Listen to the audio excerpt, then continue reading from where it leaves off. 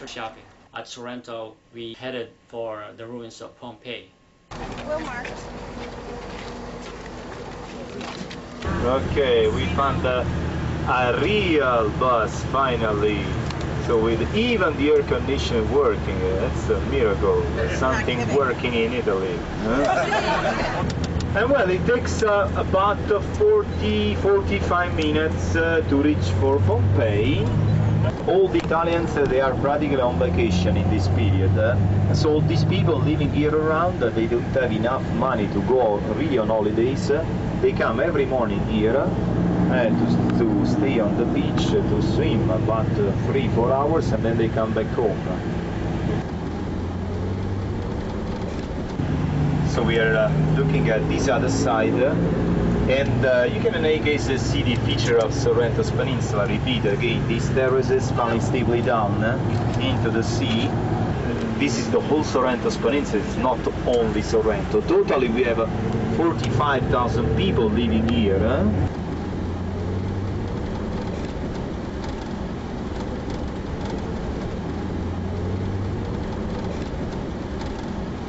In about 1 mile we will be there, but before we go to the ruins we can have the stop to the coral and cameo factory. So then you can come back here exactly in this area, and you can take the bottle of water here that is free. When I see everybody here outside, we go in the ruins. Okay? Okay. And here you are not obliged to buy, but if you like something, accept any kind of money, credit card.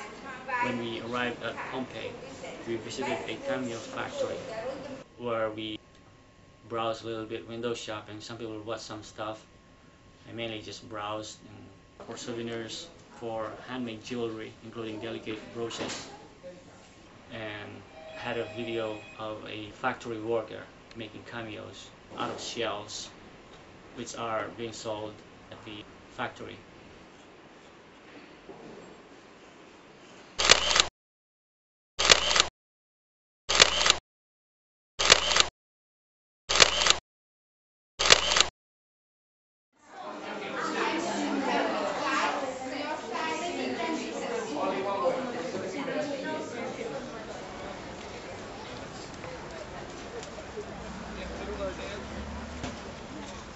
Everybody comes.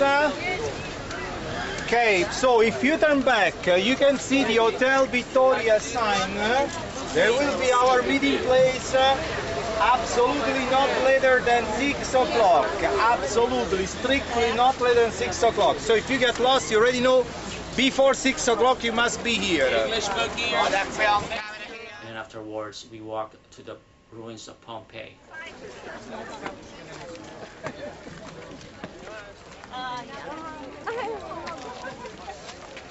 If you take this machine, And there was a lot of walking through the Pompeii ruins.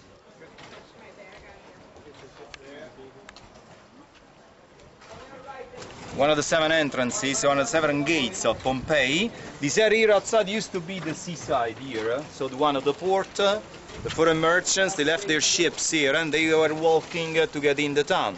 So now we go straight to the forum, to the main square. Rather we can follow the same way the foreign merchants they did 2000 years ago to buy the groceries in the town of Pompeii. I repeat, they left the ship outside, they come in the square to have business with the local merchants. So follow me please. Everybody's sweating. The temperature was hot. And well, you have been very lucky to be with me as a guide because I spend a lot of money every year to have the reservation for the only shade in the square. Okay, I am the only one having. Yes. Okay, so this is the square, the forum.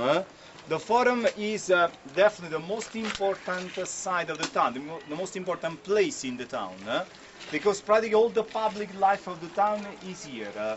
The religious, political, commercial town of the life is here. So, I already told you that the foreign merchants, they stop here because they already knew that here they could find the local businessmen. So these are the ones, when they wake up in the morning, they simply dress up to come and stay all day long here in the square. We couldn't cover the whole ruins because there's just so much to go through, and the area was just so much to see. So the tour guide, Franco, just gave us a selected areas where he gave us a tour. The clay bricks walls, all the clay bricks, they are original. They date back to the short period between the earthquake and the eruption. They are not the real bodies anyway, they are simply the plaster casts. All of them, all over around, are simply plaster original bodies anymore. And when the people died, they died suffocated, so lay down on the ground. So already dead, these corpses, they are practically surrounded by the materials, rain of stones, keeping falling down for 2 more days. And in just 3 days they reach the height of 20 feet. So then these materials, they dry, they get harder and harder around the corpse. We are going to see something very, very interesting. It's a very important moment in every tour in the ruins, because now we are going to see the baths of the town. The baths, they are not the toilets anyway. They are the thermal baths, let's say it's the sauna of the age. These ones we are going to see are the best preserved baths, also the main baths, they used to be close to the square. Now that you come in, so they liked to have this quick changement of temperature coming from the hot, from the heat there to the cold water here, to have a tonic effect on the body, on the circulation of the blood. Maybe they don't survive to the tourists. That's what I see, but we don't have them anymore. But the most important thing is maybe this one. You can see the original heating system here. Is the bronze fireplace, the brazier. And in these empty spaces they could put oil lamps or perfumed oils, because the gentleman had a beauty treatment of the age here. So, this beautiful marble basin, special quality of marble, alabaster is this. It's a fountain, you see, it was a fountain. From here came out cold running water, so the people could wash up quickly the body, like that. It was important this stuff, especially for the old men that couldn't stop in the cold bath. Also, these windows are original, to give a light at least for the first ones coming in the afternoon. What are these inscriptions? These are the names of the 2 mayors that were in charge in the 80 before Christ. From the public money, they built, so they found the money to build these alabaster basins. Also written how much they paid, 5,250.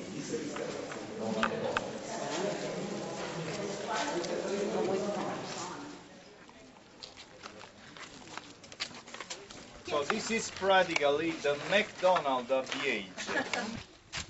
This is called the thermopolium. So all these holes, they are practically just the top part of some clay vases, like this, like the other one, like the ones behind you there. So the clay terracotta could be kept in the same temperature for a long time. Then this is the original grill for the barbecue. They could warm up something before the... I didn't want you miss the opportunity to see the place where some young girls exercise the oldest profession in the world. You understand what I mean? Yes. Okay. Could you explain it? I will explain much better anyway. So, this is not the housewife, it's another kind of profession. And this place is called the lupanare, because the girls working inside, they are called the she-wolves, lupe, she-wolves. Because they make the same she-wolf howling to attract the gentlemen when they go by here. They lean out from the windows to attract the gentlemen. It's a very, very historical and interesting ruins. It's something to see, and it was just beautiful.